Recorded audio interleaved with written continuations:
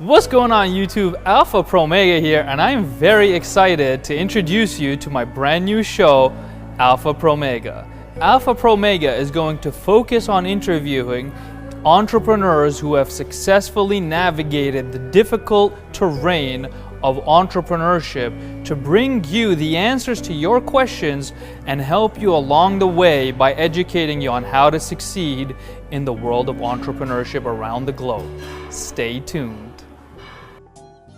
What's going on YouTube? AlphaProMega here, and I'm very excited to introduce Sarah Makhomet of Dominion Lending Canada, who will be talking about real estate, lending, mortgages, and much more.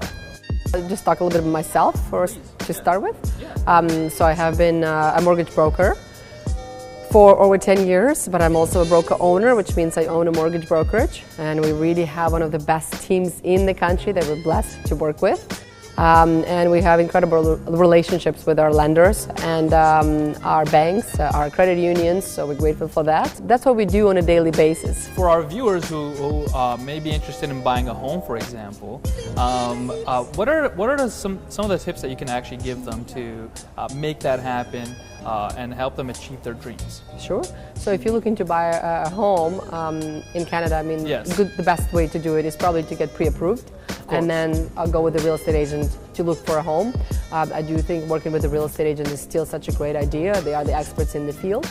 In order to get a mortgage, most of the time we ask people there are a few requirements. Credit is one of them. So we'll look to see what your credit and what your repayment history is like. We'll also look at your income. So would you be self-employed or employed? There are different qualifications for that. And then we also look at your down payment and see how much you have saved. Is it right now 5% of any home? Yeah, so in Canada you're still able to buy with 5%. And people say, do you have to be a first-time buyer? No, you don't have to be a first-time buyer. You can buy second, third time. If you buy in rental properties, then you do require 20% for a down payment. However, if you buy rental that means to rent to somebody else. To rent it to somebody else, correct. However, if it's your primary residence, you can buy it with as little as 5% down. But to make it a business, so to speak, it's 20% down. Yeah, if you're looking to generate rental income from a rental property, you would need to have 20% as a down payment. That is correct. Very interesting. If somebody wanted to get a pre-approval, as you suggested, what would be that process like if you could walk me through? Sure. I mean, that's a great question. I recommend that everybody gets pre-approved before they go out and they know exactly what they qualify for. It is fairly easy. You have to submit your income documents, employed or self-employed. There's a different list. To who? Who do you submit it to? You will submit it to one of our underwriters. Okay. So you submit it to one of our underwriters. We will usually ask for your income documents and then your down payment documents.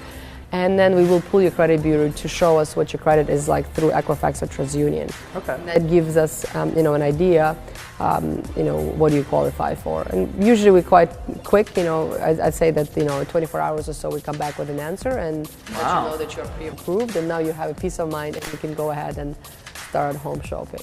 Moving on, what are some of the roadblocks that you've faced over the past 10 years as an entrepreneur that you've overcame, and what did you learn from that experience? That's a great question. I would say there are lots of things that I've learned and many things that I will continue learning, on my entrepreneurial journey and for the rest of my life as a human being. Yeah.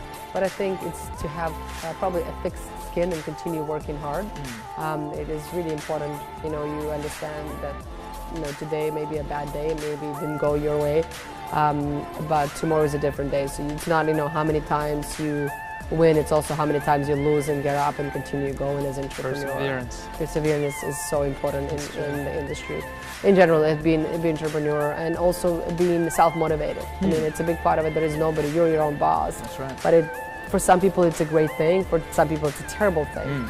And quite often you don't have to go to the office too. For some people it's amazing, for some people not so much. So there are lots of benefits and pros and cons, I would say, in being So you wouldn't say it's made for everybody, but I definitely think it's made for everybody. But if you are made for it, so to speak, you should embrace it. Correct, yeah. If you do know that you will work hard and you don't need a taskmaster telling you what to do. That is correct. Then you know that this is probably something you wanted to get into. However, if you know that you need that motivation, then it becomes much harder for you to become an entrepreneur, to be honest. Brilliant.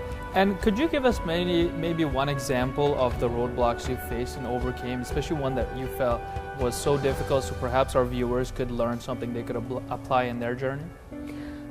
That's a great question. I have to think about it. But I would say that, probably the biggest challenge is working with clients and understanding that they do have, they might have a good day and a bad day.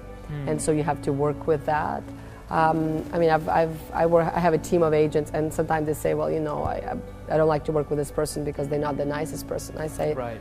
Unfortunately, that's how it is. And quite often, not the nicest person might just have a bad day. Something happened in their family, with their spouse, with their children. We're emotional beings. Correct. We're emotional beings. So being able to work and stay and have your kind of emotions on check in a way, say that, okay, I'm at work and I have to be a professional and courteous with everybody, and so that's what really matters most of the time. Brilliant. Yeah, I can definitely see how difficult it may be, especially when people have mortgages. I know mortgages put pressure on people. Of course, yes. It's financial. We're talking about finances. We're talking about probably the biggest buying decision of somebody's lifetime. And so I understand it's a lot of emotions, and it's also not easy for many clients to make decisions, Of course. But at the end of the day, that's what we're there for, is to guide them and make sure that they're comfortable with the entire buying process. Are you interested in getting a mortgage in Canada? Sarah Makhomet is the right person to talk to. Stay tuned and learn more. If you enjoyed the show and if you took away anything of value from it, don't forget to subscribe and hit the bell so you can get notifications and tune in every time that we produce a new video for your enjoyment pleasure. Cheers.